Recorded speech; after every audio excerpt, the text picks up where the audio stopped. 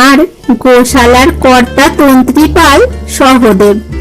তোমাদের বাড়িতে যিনি শৈলেন্দ্রের কাজ করেন তিনি দ্রৌপদী। উত্তরের নিকট এ সকল কথা স্বপ্নের ন্যায় বোধ হইতে লাগিল। পাণ্ডব দিগের ন্যায় মহাপুরুষেরা তাহাদের বাড়িতে সামান্য চাকরের মতো বাস করিতেন, এ কথা কি সহজে বিশ্বাস হয়? কাজেই উত্তর অর্জুনের কথা পরীক্ষা করিবার জন্য বলিলেন, শুনিয়াছি অর্জুনের 10টি নাম আছে। আপনি যদি সেই অর্জুন হন তবে সেই 10টি নাম আর তাহাদের অর্থ বলুন দেখি।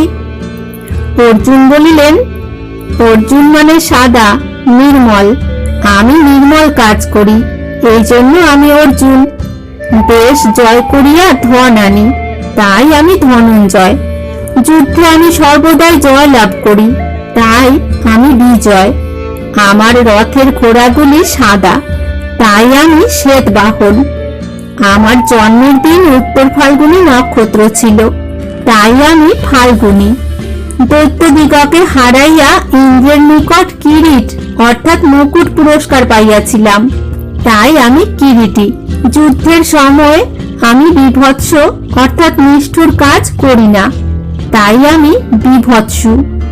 আমি সভ্য অর্থাৎ বাম হাতেও ডান হাতের ন্যায় তীর ছুঁড়িতে পারি, তাই আমি সব্যসাচী। ভয়ানক শত্রুকেও আমি জয় করিয়া থাকি, তাই আমি বিষ্ণু। আর রং কালো বলিয়া আমি কৃষ্ণ। তখন উত্তর জোর হাতে অর্জুনকে নমস্কার করিয়া বিনয়ের সহিত বলিলেন, মহাশয়, আমি না জানিয়া আপনার নিকট অনেক অপরাধ করিয়াছি, আমাকে ক্ষমা করুন। অর্জুন বলিলেন, আমি তোমার উপর কিছুমাত্র অসন্তুষ্ট হই নাই, ভয় পাইও না। অস্ত্রগুলি রথে তোলো, তোমার গরু ছাড়াইয়া দিতেছি। এতক্ষণে উত্তরের খুবই সাহস হইয়াছে, কারণ অর্জুন সঙ্গে থাকিলে আর কিসের ভয়। এরপর আর সারথীর কাজ করিতে তিনি কিছুমাত্র আপত্তি করিলেন না। তারপর অর্জুন হাত হইতে বালার গোছা খুলিয়া ঝকঝকে সোনালী কবচ আটিয়া পড়িলেন। সাদা কাপড় দিয়া মাথার বেণী বেশ করিয়া বাঁধিলেন। শেষে সেই সুন্দর রথে চড়িয়া নানারূপ অস্ত্র মনে মনে ডাকিবা মাত্র তাহারা উপস্থিত হইয়া জোর হাতে বলিল, আমরা আসিয়াছি, কি করিতে হইবে অনুমতি করুন। অর্জুন বলিলেন, তোমরা যুদ্ধের সময় আমার সঙ্গে থাকিয়া আমার কাজ করিবে। এই রূপে যুদ্ধের জন্য প্রস্তুত হইয়া অর্জুন গান্ডীবে টঙ্কার ও তাহার বিশাল শঙ্খে ফু দিবা মাত্র উত্তর ভয়ে কাঁপিতে কাঁপিতে রথের ভিতরে বসিয়া পড়িলেন। তাহা দেখিয়া অর্জুন বলিলেন, কি হইয়াছে, ভয় পাইতেছ কেন? উত্তর বলিলেন, উফ, আমার কান ফাটিয়া গেল, মাথা ঘুরিয়া গেল। শঙ্খের আর ধনুকের শব্দ এমন ভয়ানক হইতে পারে তাহা তো আমি জানিতাম না। যাহা হোক, শেষে উত্তরের ভয় গেল। এদিকে সেই ধনুকের টঙ্কার আর শঙ্খের শব্দ শুনিয়া কৌরবদের আর বুঝিতে বাকি রহিল না যে উহা অর্জুনেরই ধনুক আর শঙ্খ। দুর্যোধনের তখন ভারী আনন্দ। তিনি ভাবিলেন যে অর্জুন সময় পুরাইবার পূর্বেই দেখা দিয়াছেন, সুতরাং পাণ্ডবদিগকে আবার 12 বৎসর বনবাস করিতে হইবে। কর্ণের খুবই উৎসাহ। তিনি ভাবিলেন যে অর্জুনকে মারিয়া একটা নিতান্তই বাহাদুরির কাণ্ড করিবেন। যাহারা একটু শান্ত আর ধার্মিক তাহারা বলিলেন, আজ অর্জুনের হাতে বড়ই বিপদ দেখা যাইতেছে, সকলে সাবধানে থাকুন। এইরূপ নানা রকম কথাবার্তা হইতেছে। কেহ বলিতেছেন অজ্ঞাতবাসের এখনো বাকি আছে, কেহ বলিতেছেন না, বাকি নাই, তাহা হইলে অর্জুন কখনোই এমন করিয়া আসিতেন না।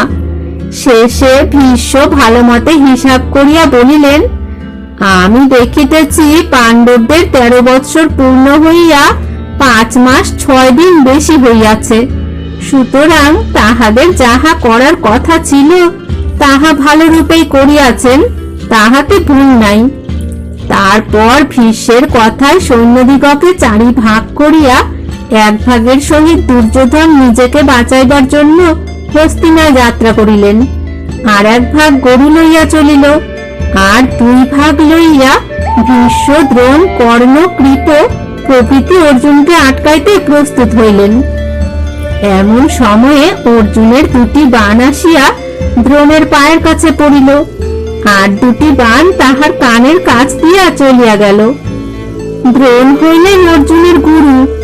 এতদিন পরে দেখা হইল, প্রণাম করিয়া দুটি কুশল মঙ্গল তো জিজ্ঞাসা করা চাই।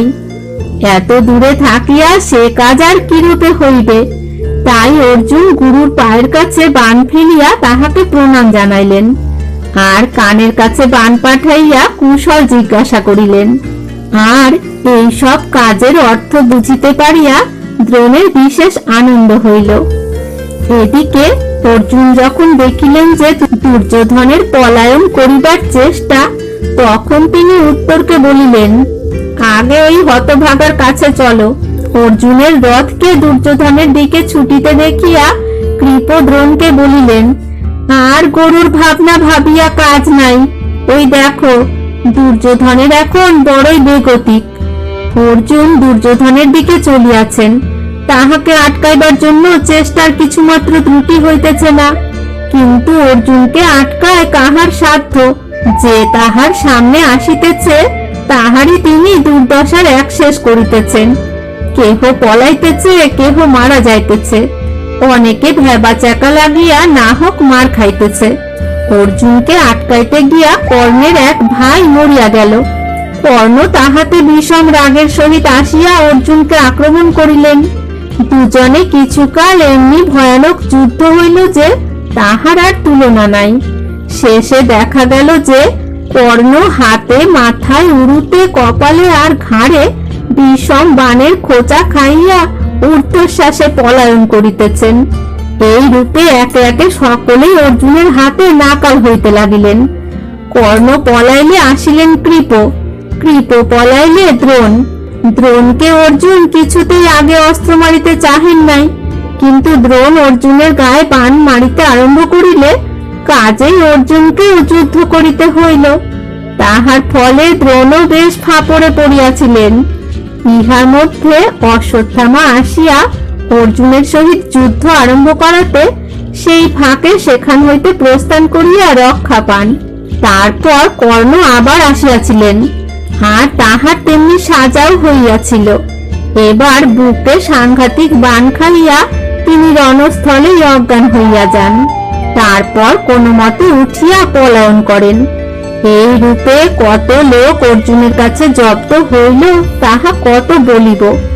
সকলে একসঙ্গে তাহাকে আক্রমণ করিয়াও তাহার কিছুই করিতে পারিলেন না। নিজে ভীষ্ম অজ্ঞান হইয়া গেলেন। তখন সারথি রথ হাঁকাইয়া তাহাকে লইয়া প্রস্থান করিল।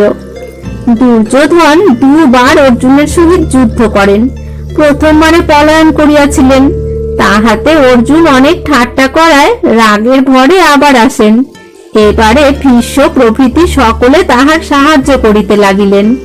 তাহারা সকলে মিলিয়া অর্জুনের উপরে বাণ মারিতে আরম্ভ করিলে অর্জুন অতি চমৎকার উপায়ে তাহাদিগকে জব্দ করেন। এবার কাহাকেও মারিবার চেষ্টা না করিয়া তিনি সম্মোহন নামক অস্ত্র ছুড়িয়া মারিলেন।